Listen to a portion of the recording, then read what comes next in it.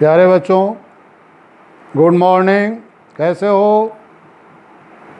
घर में रहना, बाहर नहीं निकलना किसी को।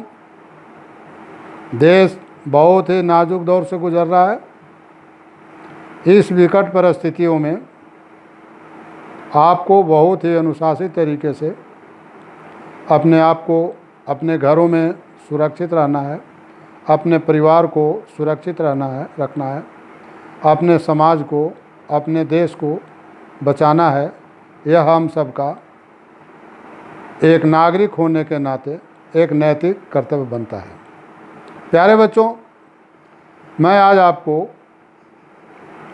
हड़प्पा सभ्यता के सामाजिक आर्थिक भिन्नताओं का पता करते हैं कि उनका समाज जो था वह किस तरह से सामाजिक और आर्थिक भिन्नताएं उनके समाज में पाई जाती थी।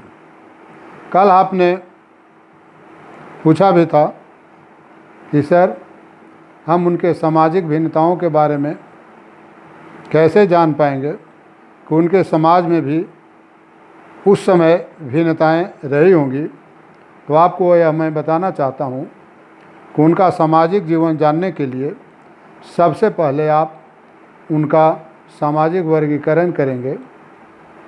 उसके बाद उनके आहार संबंधित चर्चा करेंगे। फिर उनके वस्त्र के बारे में, वस्त्र विन्यास के बारे में हम जानेंगे। फिर उनके श्रृंगार के बारे में जानेंगे, आभूषण के बारे में हम जानेंगे। फिर मनोरंजन के बारे में जानेंगे। फिर उनके गृहस्थ जीवन के जो उपकरण थे उनके बारे में हम प्रकाश डालेंगे। उनके समाज में स्त्रियों की दशा क्या थी। उसके बाद हम मृतकों के क्रियाविधि के बारे में मुख्य रूप से जानना चाहेंगे। प्यारे बच्चों, जब हम हड़प्पाई समाज की सामाजिक आर्थिक भिन्नताओं का पता करते हैं तो सर्वप्रथम हमें सामाजिक जीवन में पुरातत्ववादियों के अनुसार हड़प्पा कालीन सामाजिक जीवन सरल, सादा और उन्नत था। परंपरागत परिवार था उनका, समाज मातृ प्रधान था। कुछ सामाजिक भिन्नताएं भी थी। सिंधु समाज का वर्गीकरण कार्य कुशलता के आधार पर प्रतीत होता है। वैदिक धर्म की तरह इनके समाज भी वर्णों में बटे हुए थे। विद्वान वर्ग थे जिसमें पुरोहित, वैद्य, ज्योतिष आदि आते थे। दूसरा राजकीय पदाधिकारी वर्ग होते थे। इसमें उच्च पदाधिकारी, कर्मचारी, सैनिक और योद्धा होते थे। व्यापारी तथा व्यवसायी वर्ग, इसमें समाज का व्यापारी, उद्योगपति और धनी वर्ग आते थे। ये सभी जीविकोपार्जन संबंधित शारीरिक श्रम और हस्त कौशल के माध्यम से किया करते थे। तो इनके सामाजिक जीवन के बारे में आपको जब पूछा जाए तो इस तरह से आप वर्णन कर सकते हैं। अब उनके आहार के बारे में हम जानेंगे। उनका आहार क्या था, वे क्या उपार्जन करते थे, क्या उत्पादन करते थे, क्या खाते थे। तो आहार में आप लिखेंगे सिंधु निवासी लोग गेहूँ, चावल, जौ, दूध, फल, घी तथा सब्जियां आदि खाते थे। इसके अतिरिक्त वे मांस, मछली, अंडा भी खाते थे। सूअर, भेड़, बकरी आदि का भी अंश वहाँ पाया गया है। इनकी अस्थियाँ वहाँ पाई गई है। अस्थि पंजर के माध्यम से इसे पता चलता है कि ये सूअर भी पालते थे, भेड़ बकरी भी पालते थे और उनके मांस खाते थे। बड़े बड़े घरों में अनाज का संग्रहण, जिसे अन्नागार के रूप में किया गया है, यानी जो अन्न जो उत्पादन करते थे उसको रखने के लिए सुरक्षित जगह बनाए हुए थे, जिसे अन्नागार कहा गया है। उन्हें अनार, नारियल, खजूर, तरबूज और नींबू जैसे फलों का भी ज्ञान था।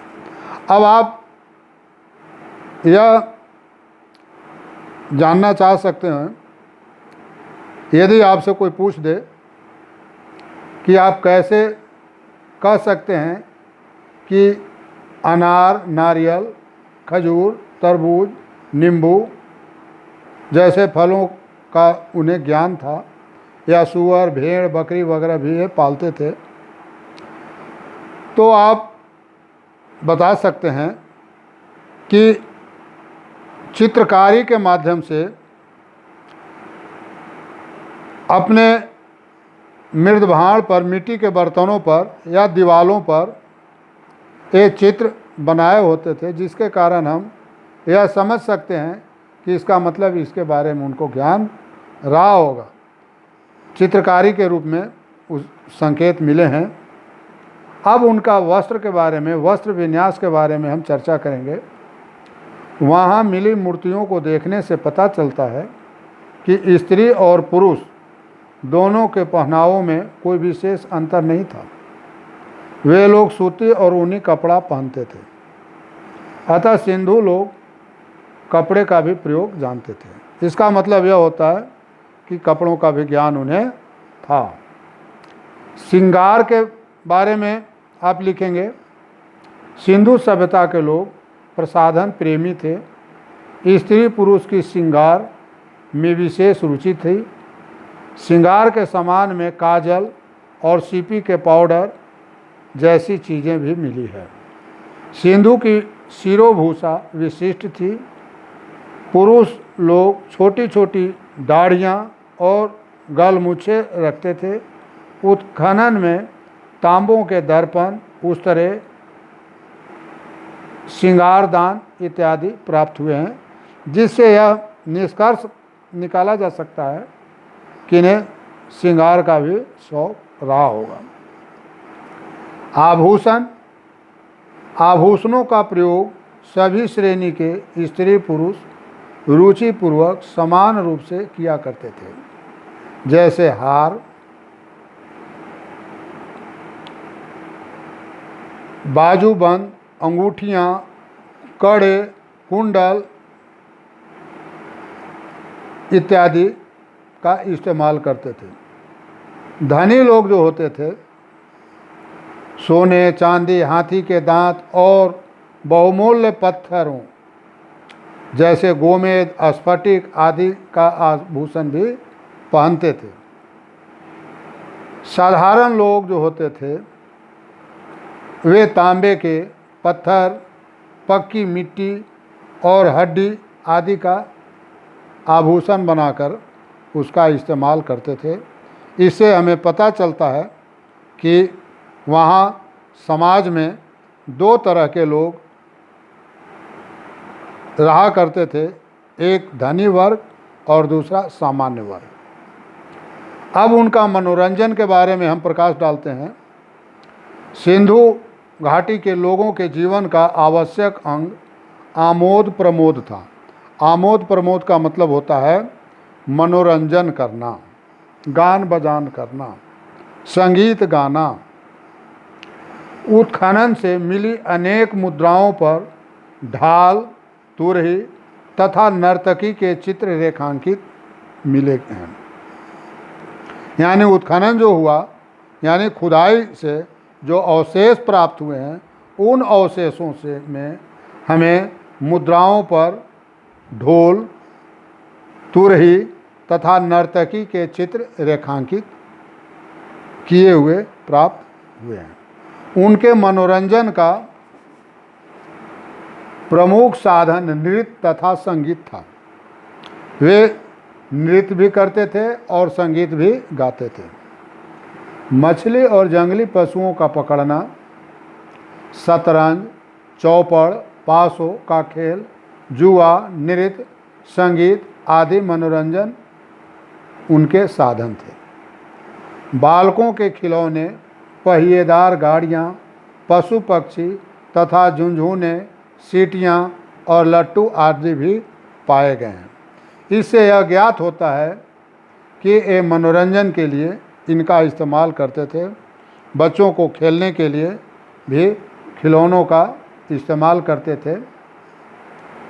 उनका गृहस्थ संबंधी उपकरण के बारे में जब हम जानना चाहेंगे तो मोहनजोदड़ो की खुदाई से प्राप्त वस्तुओं में दैनिक जीवन में प्रयोग होने वाले उपकरण मिले हैं, जैसे मिट्टी के धातु के छड़े, जिसे हम आजकल छतों में इस्तेमाल करते हैं, जिसे सरिया कहते हैं आप, कटोरियाँ, थाली, चम्मच, गिलास, कलश, तस्तरियाँ इत्यादि पाए गए हैं तथा कुछ पत्थर की बनी चकियाँ और तांबे, कांसे की सुइयाँ आदि भी प्राप्त हुए हैं। गृह उपयोगी बर्तन काले, कथई तथा पीले रंग के रंगों से रंगे जाते थे।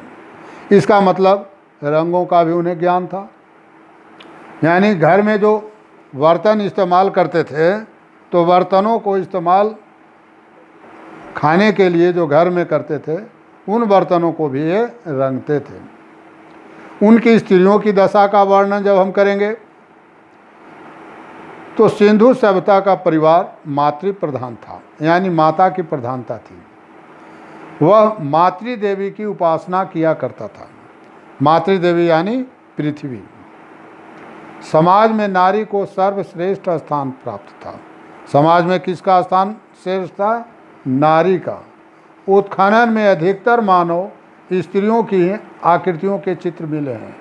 जब खुदाई किया गया तो खुदाई में जो अवशेष मिले हैं उसमें स्त्रियों के चित्र पाए गए हैं। हर कार्य में स्त्रियों को पुरुष के समान ही अधिकार रहा होगा। इससे यह पता चलता है कि स्त्रियों की स्थिति उस समाज में सही था, अच्छा था। अगला मृतक क्रिया विधि, यानी मृत्यु के पश्चात जो क्रिया विधि करते थे। यहाँ मृतक संस्कार की 3 विधियाँ प्रचलित थी। सिंधु सभ्यता के लोग शवों को भूमि में दफना देते थे।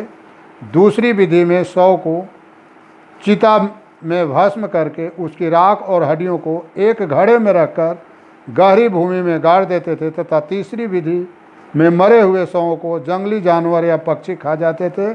फिर उन खाए हुए शवों को दबा दिया जाता था। तो इस तरह से मृतकों की क्रिया विधि करते थे। और इसमें भी आपको एक बात और बताना मैं चाहता हूँ कि सामाजिक भिन्नताओं के बारे में इनके सौदागरी से हमें कुछ संकेत प्राप्त हुए हैं। जो धनी वर्ग के होते थे वे मृतक के क्रिया विधि के समय उनके दैनिक जीवन के उपयोग में आने वाली जो महंगे वस्तुएं होते थे उसको डेड बॉडी के साथ यानी मृत शरीर के पास गर्त में दबा देते थे। और जो सामान्य तरह के जो लोग होते थे वे मिट्टी के बर्तन और साधारण वस्तुओं को वहाँ दबाते थे, क्योंकि उनके पास अभाव रहा होगा। और जो धनी वर्ग थे वे धातु के बने हुए बर्तन और उनके दैनिक जीवन में आने वाली वस्तुओं को वहाँ गर्त में दबा दिया करते थे। इससे यह पता चलता है कि उस समाज में भी सामाजिक भिन्नताएं थी, गरीबी और अमीरी वहाँ भी रही होगी। तो आपको अगला हम बताएंगे उनकी आर्थिक जीवन। आर्थिक जीवन क्या था, आर्थिक स्थिति उनकी कैसी थी।